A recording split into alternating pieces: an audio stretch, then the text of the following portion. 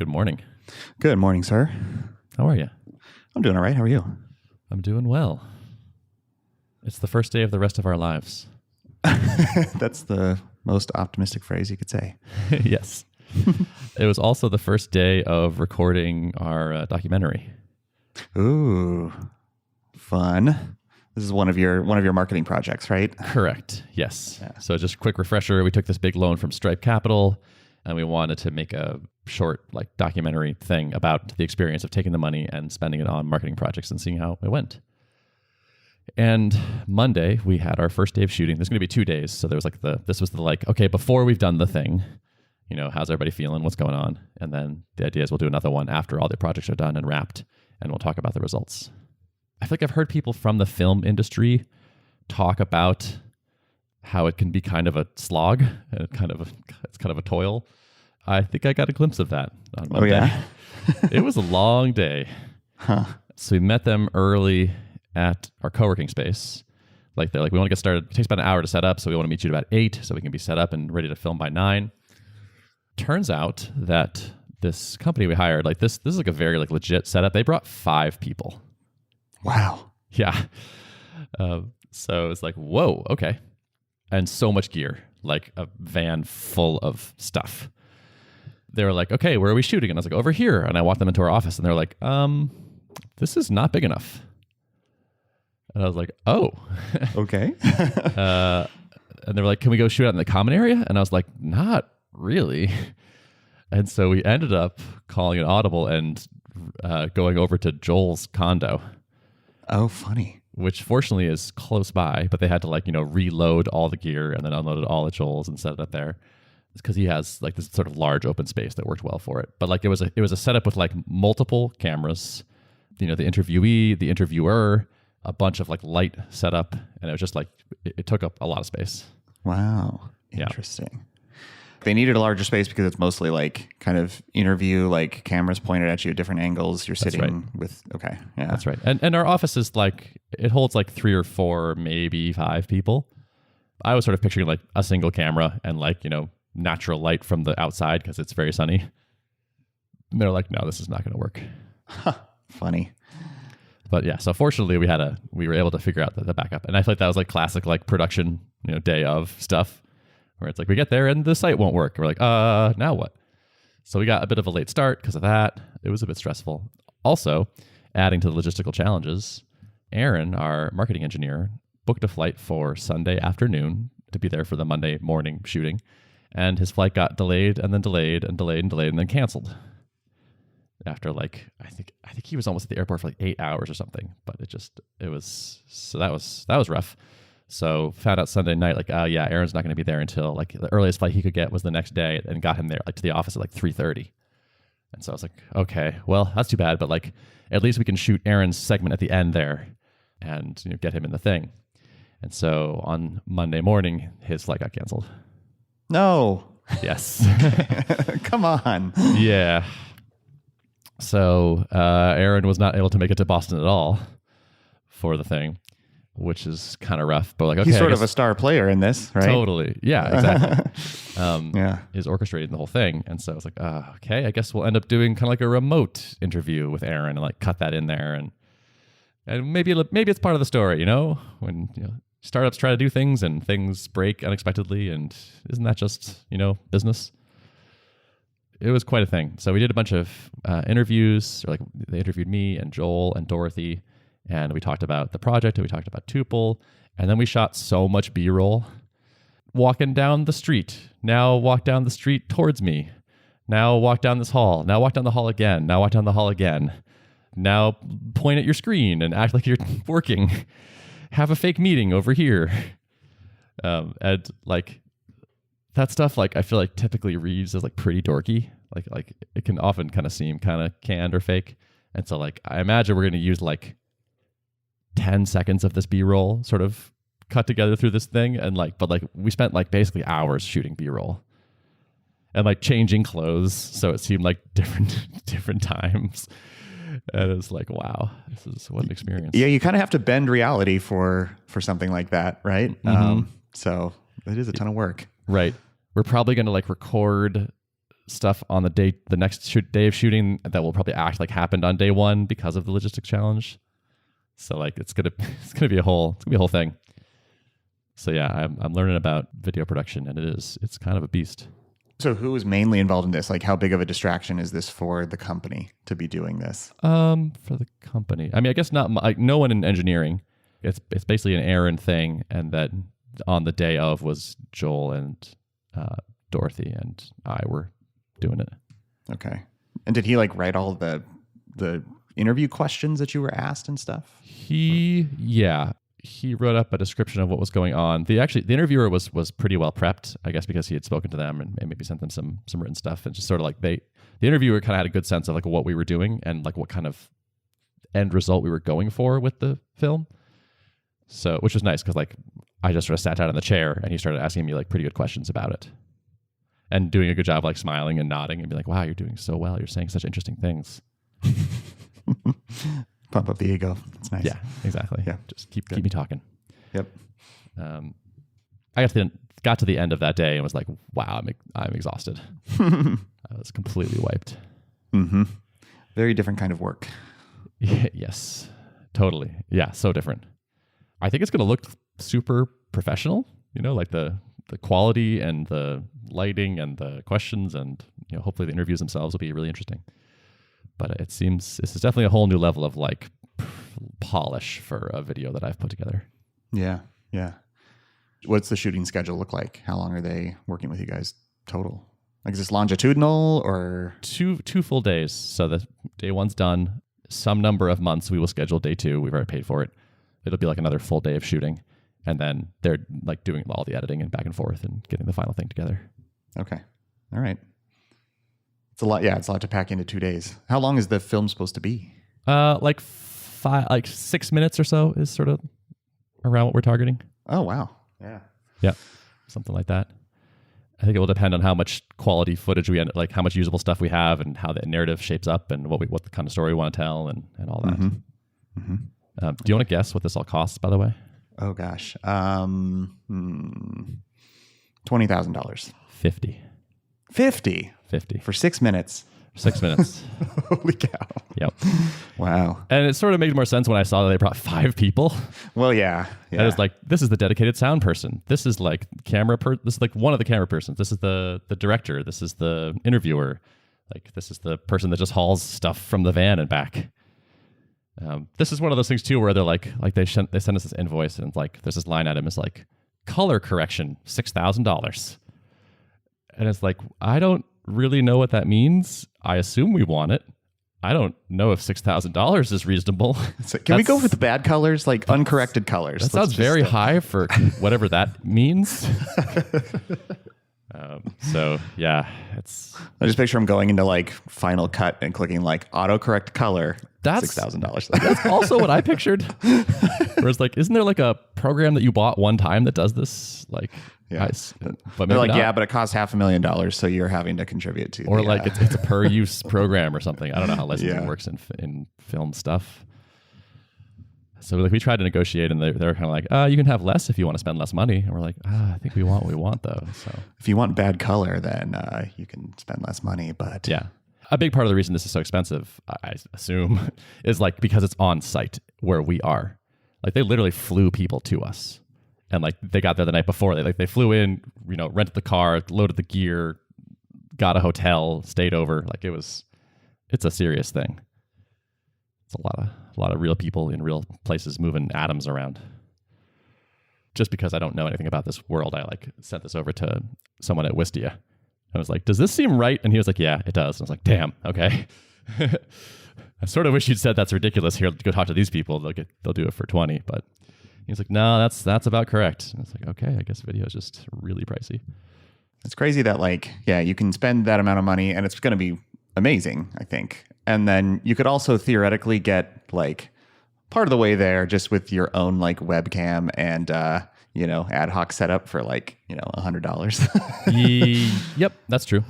Yeah. So the very tail end of that like improvement curve gets very expensive. Mm-hmm. Yeah, we'll see. I really hope we're happy with the end result of it.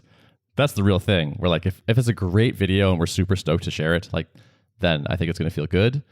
I guess like the failure case would be like it turns out kind of like too polished, like too corporate-y, you know? And it's like, it's like something like a dorky consulting company or something would make. And then we're like, oh no, it feels like lame and stiff or something. Then that would be a big bummer. But it's like we're taking some shots. We're seeing what happens. This is actually, like I think the biggest line item in the whole marketing project. And this is like it's like, okay, we have a lot of money to try the thing with. We have the funds, so we can take bigger shots. And this is part of it. So this is coming out of the Stripe Capital money. And we'll see. It may fail. And it'll be released like at the end of your experiments because you're kind of going to summarize how your marketing experience went. Yeah. Yes. So some number of months, like fall, maybe winter, when everything is done and wrapped and we have some data to talk about and some thoughts. We shot a little bit of B-roll in the coffee shop where Joel and I decided to start Tuple for real. Mm-hmm. Which is kind of cool. Yeah. I kind of wish I would have captured that. Like we were, Rob and I worked on early drip stuff at the Ironbird Cafe in Fresno, California. And would have been cool to have some, I mean, it's burned into my memory, but to have some footage of that would have been fun. Totally. Yep. Yeah. I'm actually flying into Fresno next month. Are you? Yeah. What? Why? Yeah, right? I'm going on a backpacking trip. Oh. In Kings Canyon. Kings Canyon. Yeah. Yep. Yeah.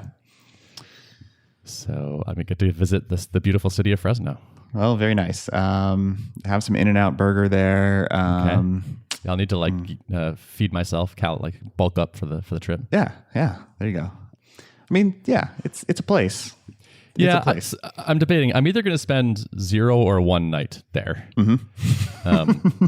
So like this trip is taking place at like pretty high elevation. Like I think day 1 we're getting to like 12,000 feet, or like eventually we're getting to 12,000 feet. And so they recommend spending at least 1 night at altitude. So I'm going to book at least 1 night at one of the campsites that are at like 6,500 feet. Okay. At like the sort of the base of Kings Canyon, or like you're up, but not all the way up, to start like acclimatizing. I may even do 2 nights there. Just because they said, do at least 1 if you don't live at altitude. 2 is even better. So, but now I'm taking a 7-night backpacking trip where I'm already camping outside for a week and adding 2 more nights of camping. So it's a little bit like, do I want to do 9 nights of camping? I'm going to be a little burnt out on camping, perhaps. Yeah. So it increases my logistics, but I might do it anyway. Or I might just spend the first night in Fresno and then do 1 night at the campsite before the trip. Yeah. Well, they have hotels there. So. Exactly. Yeah. Very cheap hotels, actually. Mm-hmm. Yep. Because I was thinking like, okay, so on the way back, rather than try to like catch a flight on that last day, I'm going to spend 1 night in Fresno and then fly out the next morning. And I was like, all right, I'm going to get the nicest hotel experience in Fresno, so I can I'll be coming off the trail and it'll be all, I'll really appreciate the luxury. And it was like, yeah, it's $140. Like, can't I spend more money? Give me the penthouse. Come on. Yeah. I was like, I want to throw more money at this. And they're like, no, we don't really do that. Yeah, okay. That's funny. Yeah. That sounds about right. Cheap living. Mm-hmm. Also, we're about to post another job ad. Okay. Yeah, we're going to hire another person. We're looking for a lead web developer. So Joel has been leading dev of the Rails backend for a long time now, and we would like to have somebody else do that. A lot of the meat in the Tuple world is in the clients, the native clients, but the backend does team management, billing stuff, marketing site type things, that deal. And also it provides APIs for the clients to use. So there is a lot of the logic on the clients, but there actually is interaction between the backend and those things. The database is in the Rails app. Like, who are the users and what can they do and that sort of thing. So there is interaction between the clients. Like, it's a critical part of the infrastructure. This is actually, I think, just about the sort of like last piece of the infrastructure, or sort of like the core things of Tuple that is basically managed by a founder exclusively. And so like if Joel goes on vacation, it's kind of like, yeah, technically like a bunch of us can do Rails dev, but like we don't really know what's going on there. And it's like, this would be good for just the company's health of like decoupling this from Joel.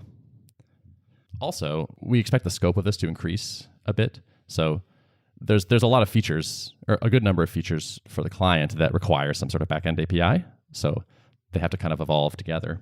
But also, we're going to be building out more integrations as like call URLs ship, like a fleshed out Slack integration with Google Calendar to add Tuple events to it. I have an idea for a Chrome extension that I want to build. And so I think our like new construction, but also maintenance. Well, you're gonna build that API endpoint that SavvyCal can hit to get a call URL, right? Correct. Yes, absolutely. Yeah. No, SavvyCal integration has to happen. It has to happen. I can't live in a world where we have built products that could integrate with each other and they don't. I'd be offended. Yeah. So yeah. Yes. Sorry. When I said Google Calendar, I meant SavvyCal. Thank you. Yes. But yeah, so there's more. There's a good amount to do now, and I expect that scope to increase. And there's more stuff to build and also to maintain. And so we're starting to feel like this is getting to be more and more of a full-time person position. And having Joel in the critical path there is just not ideal. Like we want to have more redundancy than that. And so we're looking for someone who can lead that stuff, who's excited, like a person with a good amount of Rails experience, but also just interested in building integrations, using APIs, kind of like web dev stuff, basically, web flavored development. Yeah, and I think Joel will basically be kind of like the second in command on these projects. So like there'll be a lot of pairing with Joel, but Joel won't be like the primary person owning the project is the idea. We're getting ready to publish that thing. That'll probably be live by the time people hear this. Tuple.app/jobs if you want to read the description, just in case it's not live. I think it will be, but if it is, we're looking for people to basically just send an email with like, link us to your best stuff, make the pitch for your candidacy, jobs plus web at tuple.app, and the right people will see it.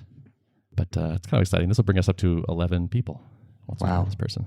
Wow. Isn't that weird? Yeah, that is. It's crazy. It's weird. It is crazy. I don't know how this happened exactly. Yeah. Then you build something people want, and lo and behold, you have to build a team. Yeah. Yep. It's an option. I'm happy we've hired fairly slowly. Like when I look at like revenue per employee of other places, I feel like most of the time we're higher than what I hear with most other people.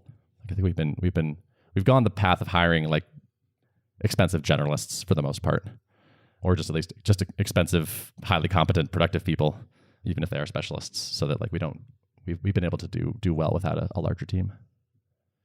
But I don't know. 11 sounds large to me now, but that's just because that's where we are, I guess. I don't know. Yeah. So what is his title at Tuple? Joel is COO. Okay. Lots of operations thingies, whatever that means. Yeah. I mean, with an 11-person company, it's not like a full-time thing to do ops stuff. And also like Steven is like great at ops type things. Like he's a really good resource, or like he just handles those things really well. And so we sort of have more than enough ops coverage. It's not like really a full-time thing anyway. So he's kind of like maybe 2/3 Rails dev, 1/3 ops ish, somewhere around that ratio. Founding ops. Yes. Like in the early days, it was like making lunch. Yeah. Yeah. Like literally make us lunch to save money so we didn't run out of cash. Yeah. Before the business worked. And then sometimes it's like, booking the venues to do like, the retreat, like when people come visit, like booking the things, making the reservations, that type of stuff. It's all over the place, and it's kind of bursty. Mm-hmm. Yeah. Like when we hire a person, often there's a bunch of stuff there, especially if they aren't in the US, that kind of thing. Yeah. That makes sense. Yeah. Managing the Gusto account or whatever. Correct. Yes. Yeah. And like going through this whole saga of like this, like we closed a deal with this company in Japan, and like they wouldn't pay us until we could like somehow prove like there's some sort of tax treaty between the US and Japan, which affects like how, like whether or not they needed to pay sales tax or something on the thing. And they really didn't want to, and they thought they didn't have to, but we had to provide them with this document from the IRS that said we had some sort of certain tax status. And to get this thing, we had to like fax a thing or mail a thing to the IRS. It's like, there are these things that just come up, in business where it's like, someone has to track this down so we can get paid this $50,000 from this company. Otherwise they won't give it to us. Or like, oh, we need to register in Texas now because we hired someone in Texas and we have to start paying sales tax there. And so we need a blah, blah, blah, blah, blah. Like the stuff comes up on the regular, and I'm so glad I don't have to do it. Yeah. Matt Wensing was tweeting about this the other day. Like he hired Ryan, his COO basically early on, someone he had worked with at prior startups. And like, it was a pretty early hire for him. And he's talked about how nice it's been to have someone who's sort of a generalist ops person that can kind of, write the investor update emails and write the email that goes out with product updates and just all kinds of random things, coordinate payroll. My response to that is like, yeah, I'm kind of like, you either have someone in that role or you largely ignore most of your ops responsibilities and just kind of like procrastinate on them, which is what I do. It's like, it's easier to get by that way when you're super tiny and there's not, so many complexities there. But it is annoying anytime things like that sneak onto my radar. And then I'm like, oh man, I really don't want to allocate any bandwidth to this thing. But sometimes you can't avoid it. You just have to, Yeah. So. Oh yeah. Having someone that is willing to do those things has been super nice. And also like probably has kept us out of hot water. Like the chance that Tuple would be paying sales tax right now, if I were the person who had to do this, is pretty minimal, which I'm sure eventually would turn into some huge problem. So I feel like Joel has provided the valuable service of like, no, we have to do yes, we do have to do the thing. Like we can't just like not do that thing we're supposed to do. And so rather than it becoming a big problem later, it's just like a small annoyance now. Whereas I'm much more of a, let's worry about it when it's a huge flaming problem later, which is not ideal. Yeah. Yep. It's been good. I think he pulls me towards sanity sometimes too. Like Axel is a little bit of a break when I sometimes am like, oh my God, I just had an idea. We got to do this thing. And he's like, okay, hold on. Do we have like, is that true? It's been a kind of a useful counterbalance because I get very excited. Mm-hmm. It is my strength and my weakness. Yeah. That's good. What's going on with you? Same old. I think I talked about this last time, the new funnel rework for SavvyCal. So the 14-day trial, no credit card required. That is just starting to click over from 14 days. So we're starting to see really early results. It's way too early to tell, but I'm still waiting with bated breath to see how this is going to all shake out. Early results, I'm seeing a lot of people like naturally procrastinating on putting their card on file. And so the question will be like, are we shepherding people along in the right way, or do we need to make tweaks to it, or do we just need to pull back and go back to the card required trial? And all those things are up in the air right now. But that sounds a little upsetting. Yeah, it's tricky. I mean, I knew this was coming, right? So like, and we were going to have this 7-day gap between our old 7-day trial, like those running out, and then the new 14-day trial. So like, I knew there was going to be a really bad week in there. And yeah, sure enough, like look at the metrics and it looks like a terrible week, but that's totally expected. And just to add insult to injury, I just had like a couple large accounts churn that I knew that was going to happen. Like they were working on a more complex setup and they had kept their SavvyCal account going for a while. And then finally we're like, all right, it's time to like, we're fully cutting over. So it was not unexpected at all, but also still hurts to see it on the metrics. So I'm curious, do you have any like insight into this for you guys? Like when people generally do put their card on file during their trial? No, I haven't paid any attention to that. Kind of. Yeah. Yeah, there's so much like psychology involved in this too. Like I spent an hour on the phone with Corey the other day, just kind of like thinking about this stuff. Like, what are the dynamics at play here? Perceivably, someone could be more committed, more like psychologically committed to their trial if they know they put a card on file, And so I wonder if people are getting like they're feeling less motivated because they haven't gone through the extra step of like pulling out their credit card and like making a mental commitment to trying out the product. But there's so many things like that are extremely difficult to know and measure. I mean, I might try to just like talk to some people who went through this trial and just like ping them with questions and see if I can get more insight as to like what was going through their head. But it feels like a difficult thing to ascertain. So totally. Yeah, I mean, it's so tricky. I go back and forth. Like we've been pushing towards the like making it easier and easier to try Tuple and like thinking like, oh, is there a freemium thing in here? And I think that is totally legit and like a reasonable way to do it. And there's also part of me that wants to like go back to the paid trial. Weirdly, there's something about increasing the upfront commitment that gets people to actually use the thing.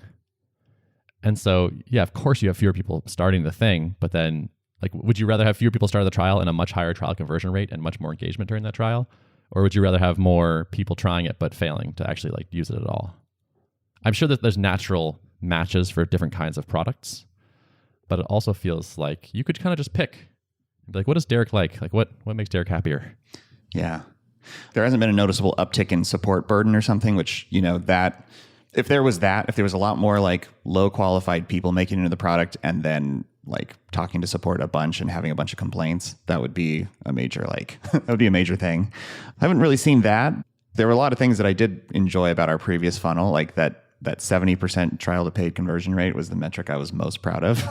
And we had kind of already a unique setup already, because you could get into the product, play around with stuff, but you didn't have to actually start your trial until you were ready to activate a link. So it was sort of already like there was a no card required trial available. If by trial, we just mean like getting your hands on the product to see it for yourself and not necessarily start using it. So I don't know. There were a lot of things that I enjoyed about the consistency of that funnel. I mean, it felt like we could be doing better, growing faster. And so I'm still glad we're doing this experiment, and maybe it'll pan out well. I don't know. It's hard. It's so early and hard to tell where it's going to go, this particular experiment. So I need to give it a little more time. But yeah, I mean, definitely after this week of no conversions and seeing a relatively low card on file rate at the moment, I'm like, oh man, did I just screw this whole thing up? I think it's worth remembering that your enthusiasm is a limited and precious resource in this endeavor. If you were purely rational, you might say oh, the 70% trial to conversion rate doesn't matter because you've made the other thing permissive. And so the people that are clicking that, in the old model, the people that are starting the trial are already pretty bought in.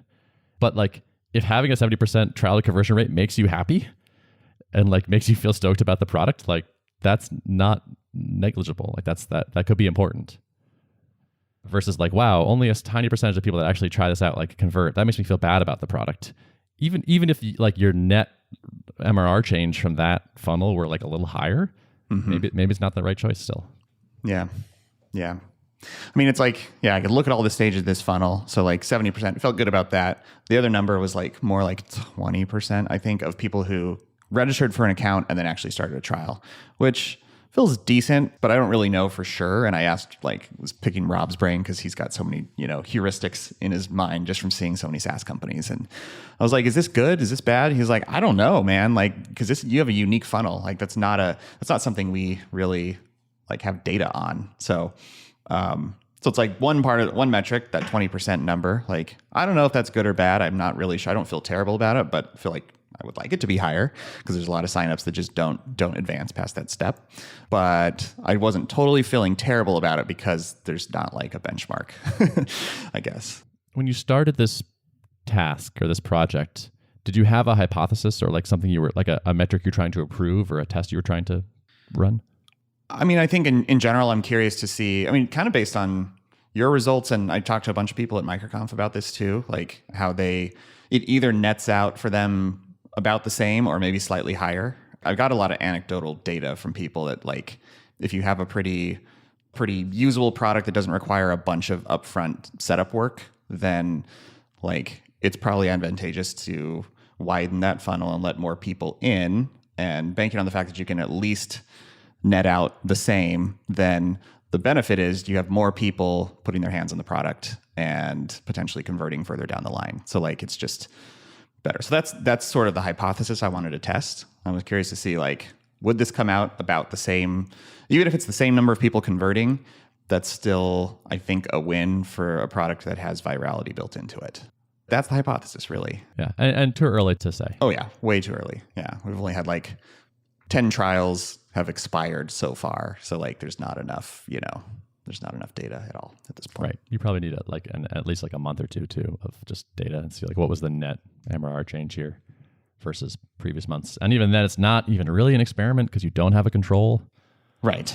Right. Has your traffic changed a bit? Mm-hmm. We're heading into a recession, or is that is it seasonal? Yeah. Yes. Right. Is there economic forces at play? It's tough. I don't know if you have enough conversions to make A/B testing actually legit, statistically significant or not. Probably not. Probably not. My sense is that I don't. But it's yeah. We're putting pause on a big splash launch for meeting polls. It's been in the hopper to do for a while, but like since we decided to do this, like I was hoping to, if this funnel rework was going to be good, then I wanted to get this done. And then when we push meeting polls, we have more of like a kind of freemium, like things are just geared more towards like you can use this product in free mode, it has utility, or you can upgrade to a paid plan. So like we wanted that to be more prominent, and that's all wrapped up in this kind of repositioning the funnel type of work. But it's like I want to get metrics on this first before, you know, doing a big splash, because that'll change the type of traffic we're sending through. And then if things are really bad, we'll be like, well, is it just because we did this launch and sent a bunch of like low qualified traffic, or is it, you know?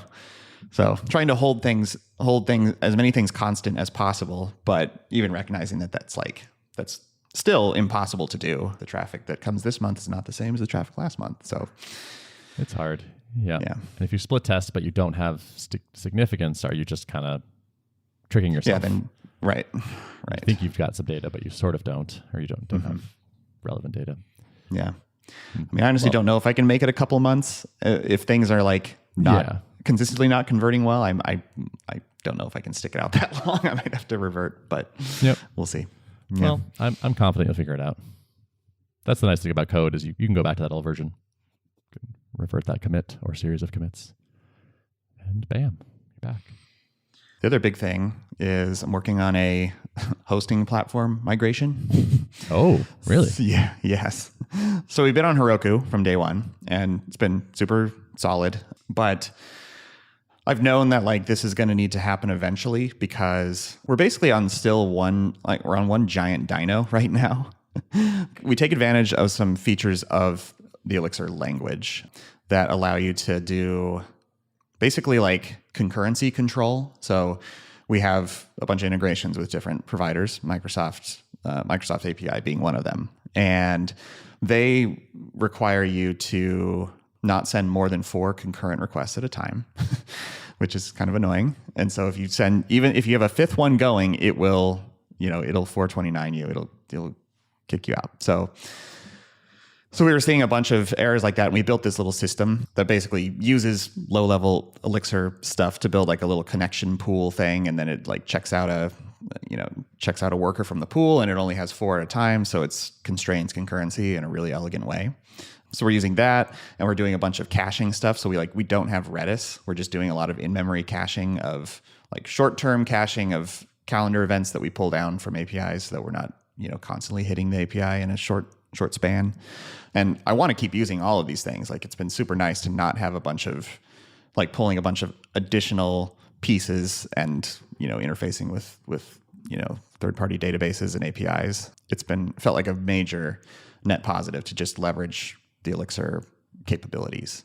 But as a trade-off, like on Heroku, nodes aren't allowed to communicate with each other through the native way that Elixir allows you to do that. You have to deploy it as if it's a Rails app, where like each process is completely isolated, and if they need to talk to each other, you need something like a Redis or a database in the middle to coordinate, between those independent nodes. So I would have to give up a lot of the benefits of Elixir that we've been using. I mean, the caching stuff, we could flip it into Redis mode instead of doing in memory. We could spit up a Redis instance and do that instead. But I don't think this like coordinated in memory concurrency control stuff, I would have to re-architect that for something else. And that just feels like we're not making the most of the platform that we've chosen if we're like constantly working around it and like hobbling it, And so this has been like on a project on the back burner for a while, but something I've been like experimenting with gradually, looking at different providers, asking around, talking to other people in the Elixir community, like, hey, what do you like about this one? How did this one treat you? And feel like I have a pretty good sense that Fly is kind of the way to go at the moment. I don't know if you've heard of them, but I have, yeah. Yeah. What I like about them is their key examples are in Elixir and Phoenix. So like it feels like they're trying to build the good platform for Elixir, but also it's not Elixir exclusively. You can deploy anything on it, but they use Elixir a lot in their examples, which just gives me confidence that they're paying attention to this ecosystem, and their docs are really good. They seem to be pretty responsive. I've had interactions with them already. it's interesting how the content marketing is affecting your perception of them. Well, it's not. I mean, it's more about their docs and like the guides that they have. You know, it's less about their marketing stuff, but more about the resources for developers. But fair. But I almost think of that as content marketing in a way. Like it's not quite, but it's. Yeah, I guess not content. It serves both purposes. I don't know. Yeah. I don't know if they have like a blog post on how to do a whatever with Elixir on Fly or something. Mm-hmm. I mean, they have a guides area and they have like an entire area dedicated to just Phoenix things, and they don't have that for any other language. So like, I don't know. Seems like a good sign. Totally. Yeah. No, I'm not saying you're wrong to feel that. It's just an interesting thing. Yeah, I mean, companies they tip their hand in like what they're passionate about and where their focus is, even when they're trying to be like, you know, spread across a bunch of different things. It's like you can kind of get the sense that like, yeah, this is something that they really like, and I think they understand the Elixir ecosystem well. So I've been committed to not doing DevOps, right? Like I really don't want to do DevOps at all. And Fly is definitely platform as a service. Like that's their. I would still put them in that category, but I'm having to build a Docker file, and that's entirely new to me. Fortunately, there's like a built-in default like Docker file for building Elixir releases that comes from Phoenix itself, and so I mostly stayed on the path of like the defaults, but I've had to adjust it slightly, so it's been a little bit of a learning curve. But you know, it doesn't feel like I'm in totally like build something from scratch custom territory, which I really didn't want to get into. So yeah, so it's been cool. I've deployed a staging setup. I've pointed that at, because like I'm doing this transitionally, so I'll be keeping my database for at least a short time on Heroku, but moving the app over in a region where it's close proximity to the database, so hopefully not too much latency.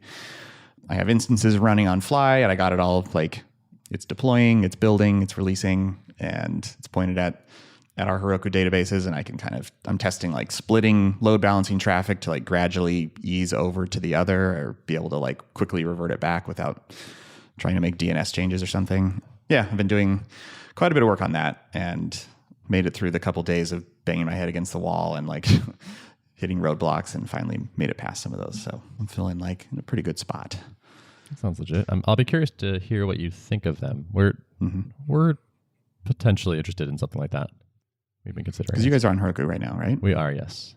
Yeah. But that's the old thing, you know? Yeah.